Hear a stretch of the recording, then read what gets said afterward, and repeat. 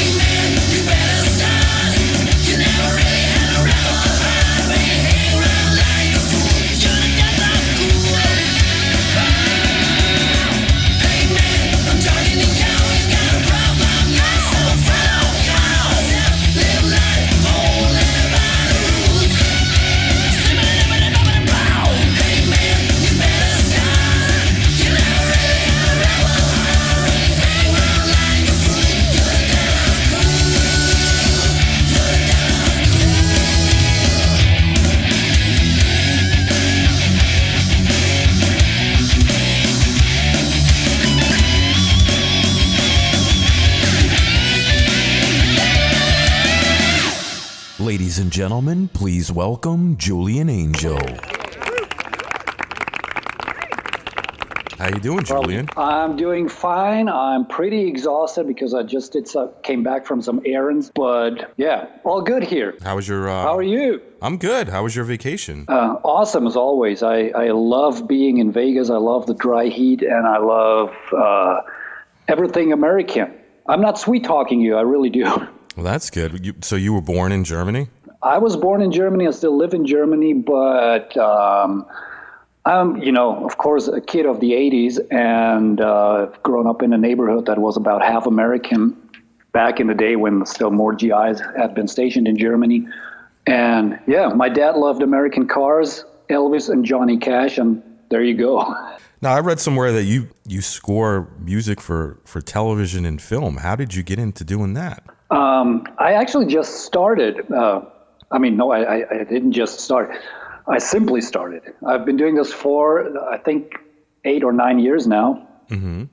Takes a lot of time to really get the ball rolling, but once you're in it, it actually works. And yeah, I just found out about it, and I started writing instrumental music, mainly rock music, and after I had finished about 40 tracks, I shopped them around to several music publishers, and some really liked what I did. And and then I signed my first publishing deal with a music publisher in Hollywood.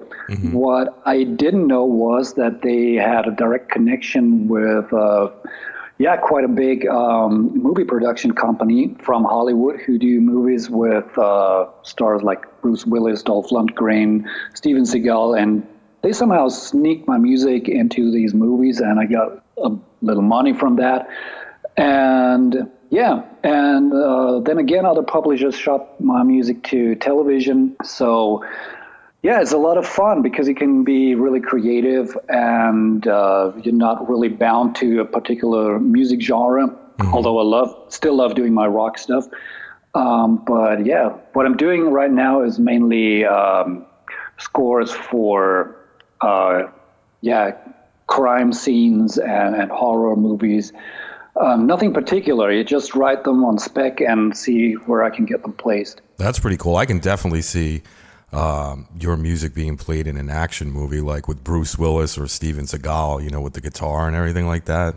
I could definitely see or hear it in a movie, I should say. Cool. Yeah, I think it's a perfect fit, actually. Action movies and loud guitars. For some reason, they also do a lot of hip hop and electronic music in action movies now, but some are still cool.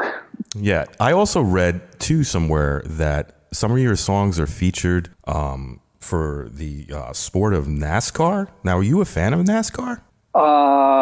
Driving in a circle? I don't know.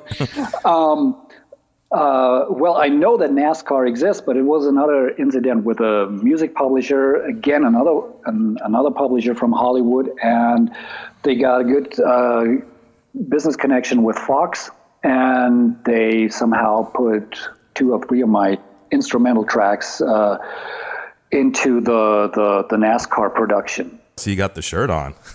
Oh, yeah. I cannot see you, but you can see me. Yes, sir. Yeah, sure. I got the shirt on. Does it look cool on me? Huh? Yeah, it looks good. It actually fits nice. Thank you for that one. Well, thank you for the CD. I really enjoy it. And that's the next thing I wanted to talk about. You have 3 solo records, right? AngelRock.com, Choreography Sucks, and The Death of Cool. Can you tell us a little bit about each one? Yeah, these are my solo albums, as you just said. But I also have 3 other so-called solo albums out there, but under the Beautiful Beast moniker. Okay. And simply because I figured out that it's easier to sell music if you're a band. But in the end, it was all myself, all just me. Mm-hmm. Yeah. Somehow it really did sell a lot better with the Beautiful Beast name. So if I do another album in the future, it will be another Beautiful Beast record, although it's just exactly the same as the solo records. Mm-hmm. The Angel-Rock.com solo album was an album from 2001. It was my first album, so my debut album. And it was a simple home recording thing. I had a 16-track hard disk recorder and a drum machine, and I think you can hear that in all the songs.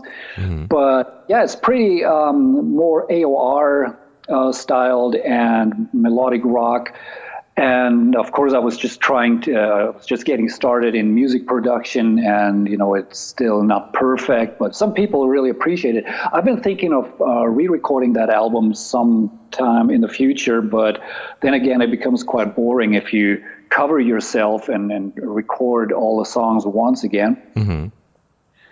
And then I had the Choreography Sucks album that came out in late 2007. Mm-hmm. And that's a lot different from what I've done so far and from what I did in the future. I call this rock with a slam. So it's the best of black grooves combined with rock and roll music. Mm-hmm. And so I've always been quite a big Prince fan. Mm-hmm. And I liked it when he combined funk music with heavy guitars. There's a song on the Batman soundtrack called Electric Chair, which is kind of the blueprint for my Choreography Sucks album.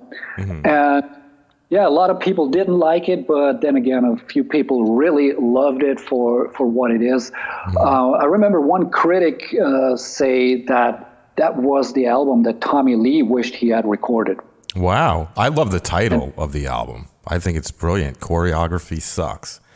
Yeah, I hate this. I love rock bands on stage, where everybody is doing their own thing. You got the poser guitar player, you got the cool laid back bass player, for example. And I really don't like all these boy bands who do synchronized dance steps on stage and, leaving no room for their own creativity. Right. You want it to be spontaneous. You don't want everybody to be like robots, Yeah, exactly. And then again, you have those single artists, those solo artists, usually girls, hot chicks dancing without a band, because it's all computerized music. Mm-hmm. And then they send maybe 4 or 6 hot studs onto the stage that do synchronized dance moves, just to create a little distraction from an otherwise boring performance.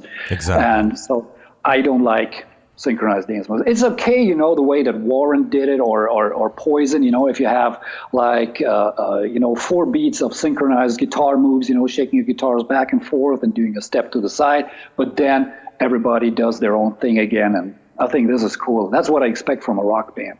Yeah, and I love, like I said, that title is brilliant. Now, The Death of Cool, another great title.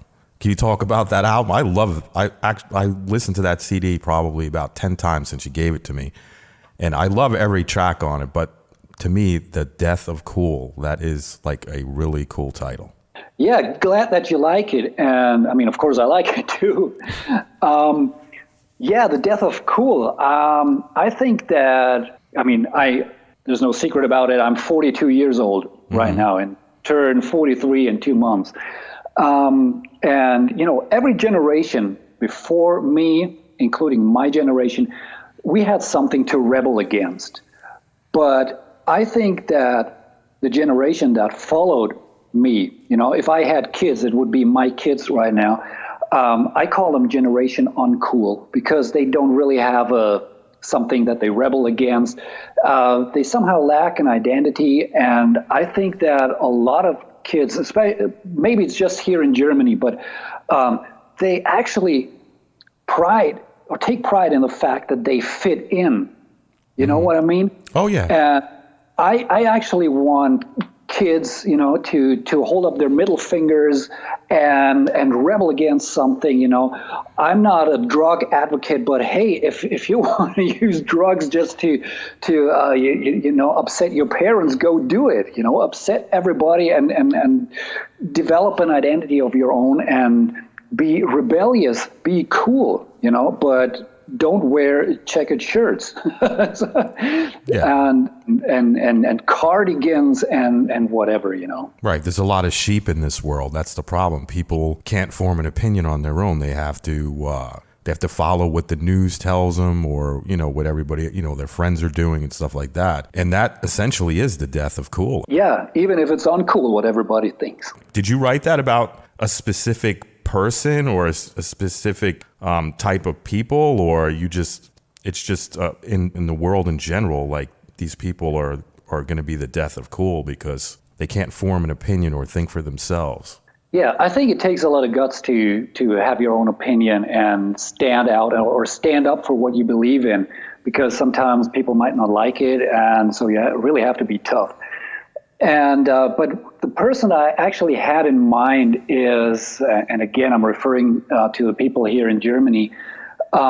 They think it's cool to be wearing a helmet when you're riding your bicycle and you are 40 years old.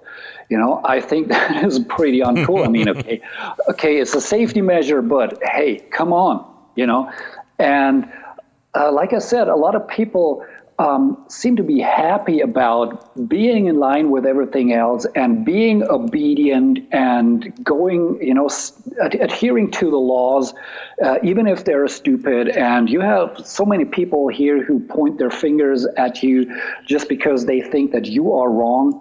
And so that's actually the people whom I've written the song about. You mentioned before Beautiful Beast. Now, are you working on any songs that you're going to put out under that moniker?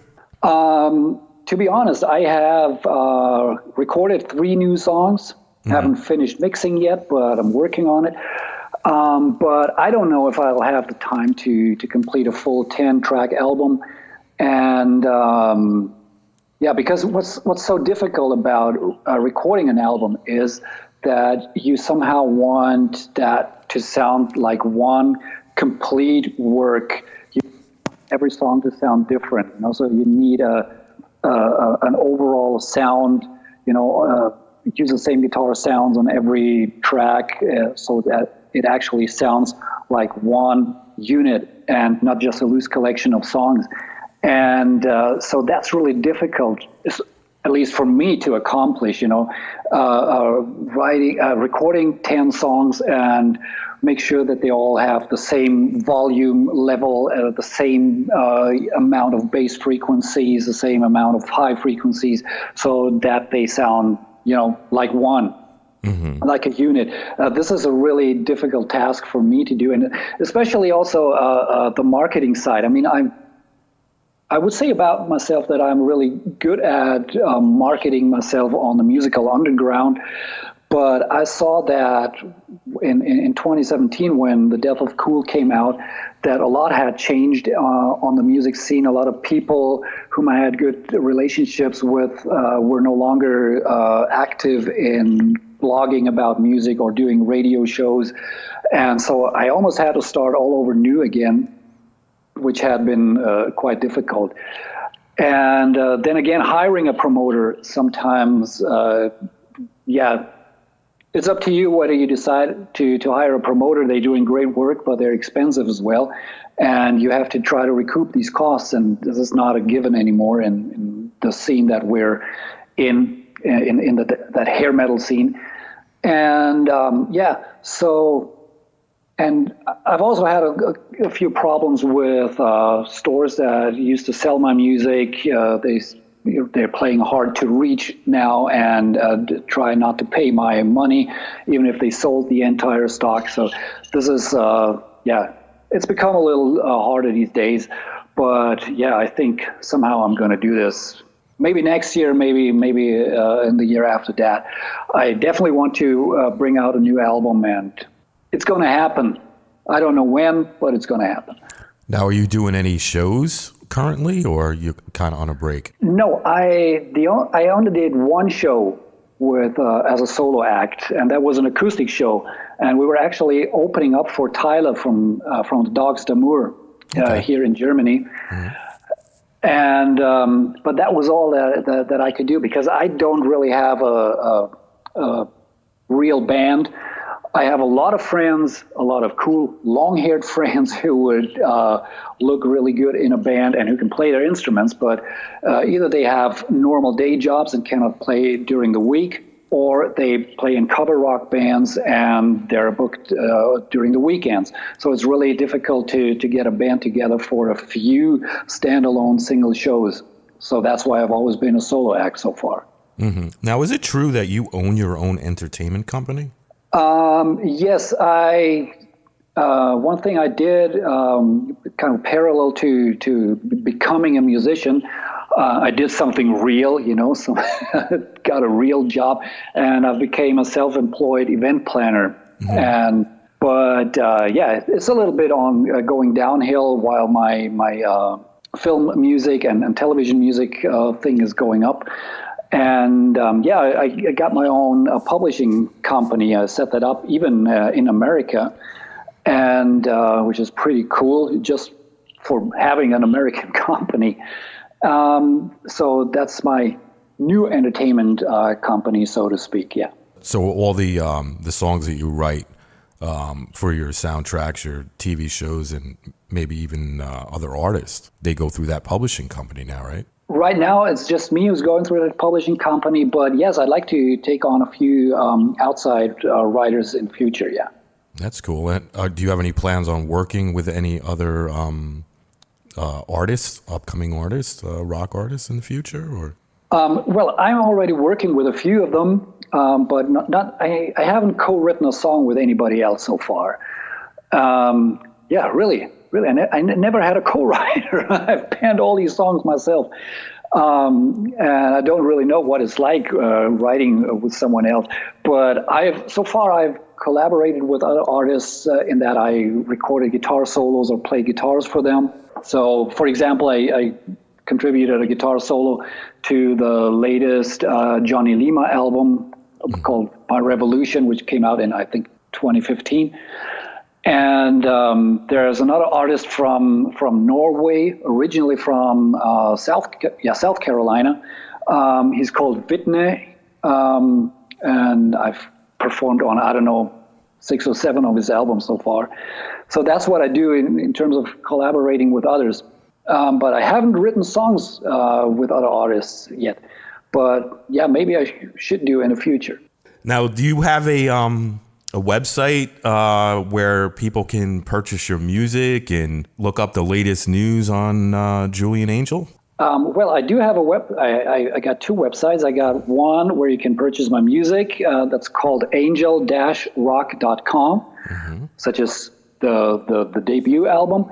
And if you're interested in checking out my film and television music, then I've got a website that's julianangel.biz. Well, Julian, I appreciate you taking the time out to chat with me today. And I really love the CD, and I hope people go out and buy your music off the websites that you just announced. Yeah. I'll even sign those records if you want me to. And if you come up with some crazy stuff that I should write on the booklet for you, go ahead. Have no shame. And thanks for having me. It was great that I think you actually took on my offer, because I tried to invite myself. Yes, I did. And it was cool. And thanks for the shirt. And I hope that you still enjoy that CD in years to come. I will do, sir. And thanks again, man. I really appreciate it. Thank you. And I hope everybody who was just listening and tuning in enjoyed our little conversation. Awesome. See you out there somewhere. All right. You have a great day, buddy. All right. You too. Thank you. Take care. Take care.